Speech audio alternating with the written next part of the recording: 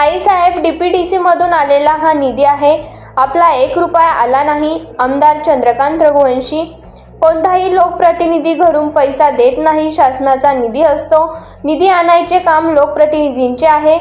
सिंहस्थ पर्वणीच्या पार्श्वभूमीवर गौतमेश्वर मंदिराची आमदार चंद्रकांत रघुवंशी यांच्याकडून पाहणी।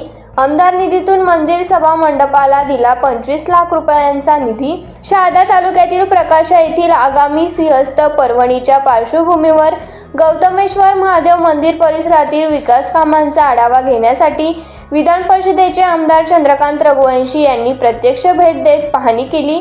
त्यांच्या समवेत माजी जिल्हा परिषद उपाध्यक्ष रामचंद्र पाटील यांच्यासह मानकरी, ग्रामस्थ व विविध पदाधिकारी मोठ्या संख्येने उपस्थित होते।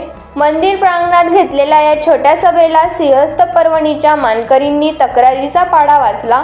त्यात आमदारांना सांगण्यात आले की अवघ्या 1 वर्षावर सिंहस्थ पर्वणी येऊन ठेपली असताना मंदिर परिसरातील विकास कामांना अद्याप गती मिळालेली नसल्याबद्दल उपस्थितांनी नाराजी व्यक्त केली।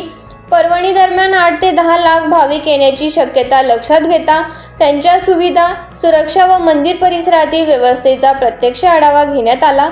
आमदार चंद्रकांत रघुवंशी यांनी स्वतः आमदार 25 लाख रुपये मंदिर सभा मंडपासाठी जाहीर केले।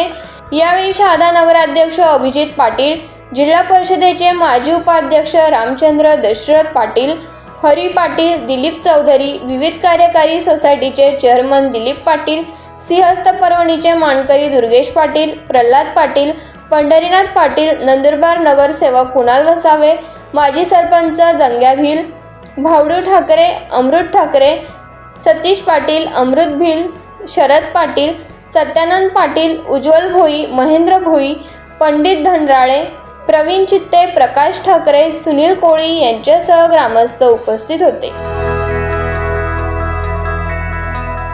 मी चंदू भैया। आज सर्व प्रकाश गावाच्या नागरिकांच्या आमंत्रणावरून आम्ही या ठिकाणी आलो होतो, कारण 3 दिवसापूर्वी आपण महाशय जिल्हा अधिकाऱ्यांच्या दालनामध्ये एक मीटिंग घेतली होती की सिंहस्थची जी कामं सुरू होणार आहेत ती कामं फक्त आणि फक्त प्रकाशा गावाचे नागरिक जे सुचवतील तीच कामं घेतली पाहिजे अशी आमची सगळ्यांची मागणी होती। त्या दिवशी जिल्हा अधिकाऱ्यांच्या समोर 1.5 कोटी रुपयाची स्मशानभूमी बनवत होते। ते स्मशानभूमीचा घाट आणि स्मशानभूमी बनवायचं काम रद्द करा आणि 1.5 कोटी रुपयामध्येच या मंदिर परिसराला चांगलं सुशोभीकरण होऊन जाईल।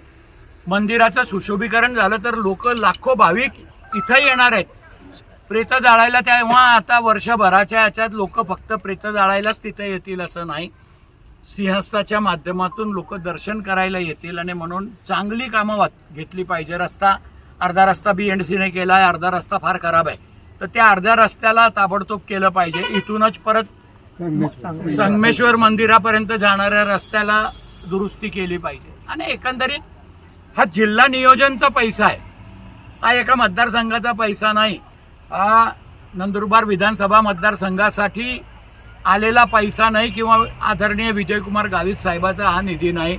हा जिल्ह्याचा असलेल्या निधीमधून 5 कोटी रुपये जिल्ह्याने प्रकाशाला दिलेले आहेत आणि त्याच्यावर जिल्ह्याचा आमदार म्हणून आमचे बी अधिकार आहेत, कारण जिल्ह्याचा आमदार मी आहे।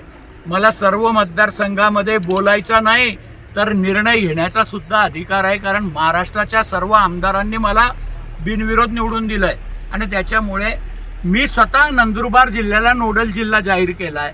मी नंदुरबार जिल्ह्याला दत्तक घेतलं आहे आणि म्हणूनच मला नंदुरबारमध्ये प्रोटोकॉल बघा तुम्ही, साधी पत्रिका जरी छापली तरी तिच्यावर चंद्रकांत रघुवंशीचं नाव पहिल्या नंबरवर असतं, कारण मी अप्पर हाऊसचा माणूस आहे आणि त्या दृष्टिकोनातून अधिकार कोणाचे काय, कोणी बी लोकप्रतिनिधी, मी 100दा सांगतो, कोणता बी लोकप्रतिनिधी स्वतःच्या घरून 1 रुपया देत नाही।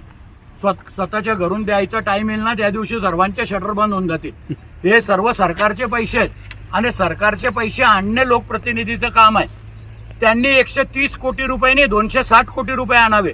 मी आदरणीय एकनाथ शिंदे साहेबाला सांगितलंय जेवढं नाशिकला देणार त्याच्या 10% रक्कम प्रकाशाला खर्च करा, कारण प्रकाशाला गेल्याशिवाय कुंभचे दर्शनच पूर्ण होत नाही अशी आमचे पूर्वज सांगायचे। आता आपल्यालाही ते कळतं आणि म्हणून आपण मागणी करताना जास्तीचीच करायची।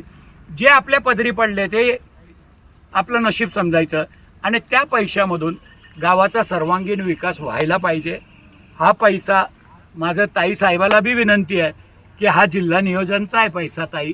अजून 130 कोटी रुपये जे तुम्ही म्हणतात की आदरणीय मुख्यमंत्र्यांनी मंजूर केलेले आहेत, त्याची एक पैनी आली.